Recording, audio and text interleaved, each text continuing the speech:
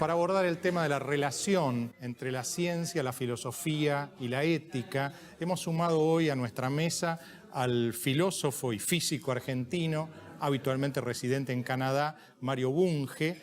Y bueno, creo que es un lujo y una especie de cumbre del intelectual en los tiempos modernos. Porque hay toda una rama de la filosofía que es anticientífica. Las filosofías que podemos llamar en conjunto irracionalistas, que surgen en el siglo XIX con el romanticismo y en el siglo XX con una serie de filosofías irracionalistas, entre otras, basadas fundamentalmente en dos filósofos que son los padres fundadores del irracionalismo moderno, que serían Nietzsche y Heidegger. Entre otras, por ejemplo, el llamado postestructuralismo o posmodernidad. Pero del lado de la ciencia también hay corrientes que son antifilosóficas abiertamente. El positivismo desde ya en el siglo XIX y distintas formas del neopositivismo en el siglo XX, que rechazan directamente el Círculo de Viena, entre otros, que rechazan a la filosofía. Yo creo que ambas posiciones son criticables. Entonces yo creo que básicamente debe haber una complementación de ciencia y filosofía. Estamos de acuerdo en que la relación ha sido conflictiva, pero no tanto entre filosofía y ciencia, sino entre científicos y filósofos. Porque usted mismo ha dicho, la ciencia no puede evitar plantearse problemas filosóficos, o que tradicionalmente fueron filosóficos, más aún los está contestando. Por ejemplo, ¿qué es la materia? ¿Qué es la realidad? Son preguntas filosóficas. ¿Qué es el conocimiento? ¿Qué es la mente? Son preguntas tradicionalmente filosóficas que está respondiendo la ciencia. Lo que ocurre es que a partir del comienzo del siglo XIX, mejor dicho, a partir de Kant, ya un poco antes, los filósofos se han alejado tanto de la ciencia que los científicos han dejado de escucharlos. Pero han dejado de escucharlos explícitamente al mismo tiempo que tácitamente han adoptado una cantidad de filosofías. Por ejemplo, los padres fundadores de la mecánica cuántica, sin saberlo, sin quererlo, adoptaron la filosofía kantiana, según la cual solamente existen las apariencias, los fenómenos. Eran fenomenistas, al punto de negar la existencia independiente de los átomos y de otros constituyentes del universo. No sabían, que eso ya lo había dicho Kant. Kant, en su crítica de la razón pura, dice: el mundo es el conjunto de todas las apariencias. Para que haya apariencias tiene que haber seres pensantes o seres capaces de percibir, ¿no? En todo caso, es cierto que llegó un momento en que los filósofos, como usted mencionó, empezando por Hegel, aquí tal vez... Ya ellos no estoy tan de acuerdo. Pero para mí Hegel fue el primer postmoderno.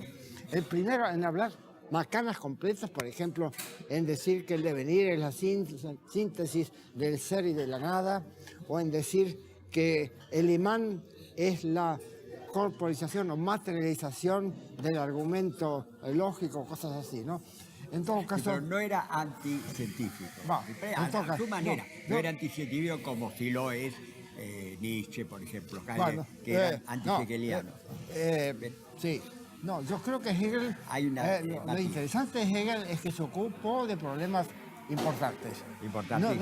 No de pavadas como Wittgenstein, sí, ¿no? Claro. Pero se opuso a todas las novedades científicas desde Newton en adelante, a todas. No las comprendió, pero estaba enterado, por ejemplo, estaba enterado de la química moderna, del gran Berzelius, que fue el primero en tratar de explicar la unión química, y lo rechazó, por supuesto. Todas las novedades estaban en contra. Pero en todo caso, volvamos. La relación entre la ciencia y la filosofía no solamente no debía ser conflictiva, sino, como usted dice, complementaria. Pero para eso hay que buscar los fundamentos de la ciencia, ¿no? Ciencia, la física, que es una de las materias que usted ha estudiado, trata sobre el tema del espacio y del tiempo, ¿no? Ahí, en el tema del espacio y del tiempo, ¿usted cree que la física resuelve las cuestiones y no es necesaria la filosofía? No. El físico le dice a usted cómo medir o cómo calcular intervalos espaciales o intervalos temporales, pero no le dice qué es el espacio, no le dice qué es el tiempo. Entonces la tarea del filósofo profundo es responder a esa pregunta filosófica: ¿qué es el espacio? ¿Qué es el tiempo? Yo he propuesto en el tomo tercero de mi tratado una teoría del espacio y del tiempo que se funda sobre el concepto de cosa cambiante. Entonces el tiempo sería, como en Leibniz, sería la estructura de los eventos, ¿no? O la sucesión de los eventos, y el espacio la coexistencia de eventos, ¿no? Entonces la física, ya digo, responde a una pregunta bien específica. ¿Qué distancia hay entre el Sol y la Tierra? ¿O cómo medir tal distancia? Etcétera. Son dos preguntas diferentes, ¿no? Están ligadas. En cambio, la filosofía debe responder: ¿pero qué es el espacio? Por ejemplo, ¿qué ocurriría si de pronto desaparecieran todas las cosas? Newton diría: quedan el espacio y el tiempo. Para Aristóteles eso es falso. Aristóteles tenía una visión, lo mismo de Epicuro, lo mismo Leibniz, lo mismo Marx, una visión, la visión más profunda, más correcta. Sin cosas no hay espacio ni tiempo. Sin cosas no hay espacio, sin eventos no hay tiempo, ¿no? Lo contrario, ¿no podría incurrirse en el riesgo, en el peligro de un positivismo que llevara a una idea de una especie de paraíso químico en donde el ser humano, cuando tiene un problema, una depresión, se le da una pastillita y se supone que eso lo va a curar? Esta idea, digamos, cientificista, ¿no podría llevar a una especie de ilusión de un paraíso químico? No es cientificista, sino reduccionista. Por ejemplo, un buen psiquiatra sabe que además de la píldora, tiene que darle consejos sobre el estilo de vida, sobre cómo resolver problemas problemas de inserción en la sociedad, de interacción con otros seres humanos, para los cuales la píldora no sirve.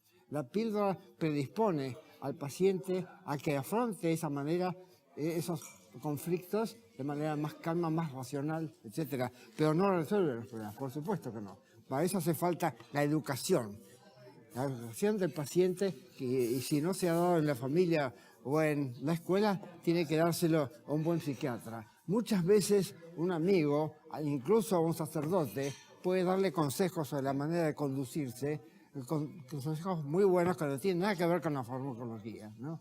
Entonces hay que combinar el tratamiento químico con el tratamiento social del paciente, porque el paciente forma parte de muchos sistemas sociales y hay que aconsejarlo.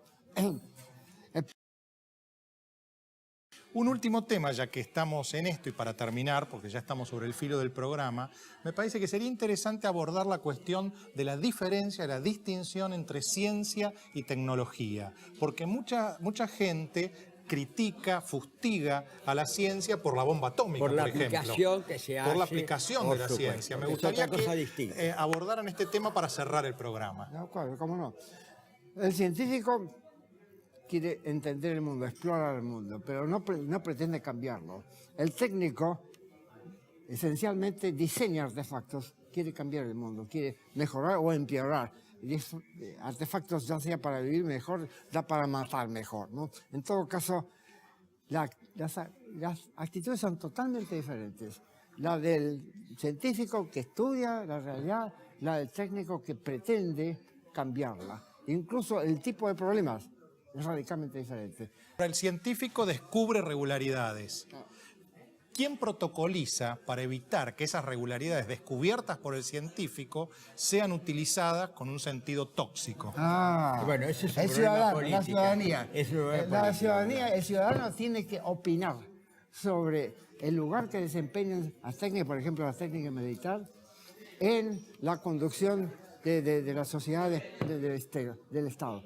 A la ciencia no hay que controlarla, a la técnica sí, porque puede ser peligrosa. Acuérdese de la famosa entrevista que concedió el ayatollah Khomeini a Oriana Fallaci, la famosa periodista italiana.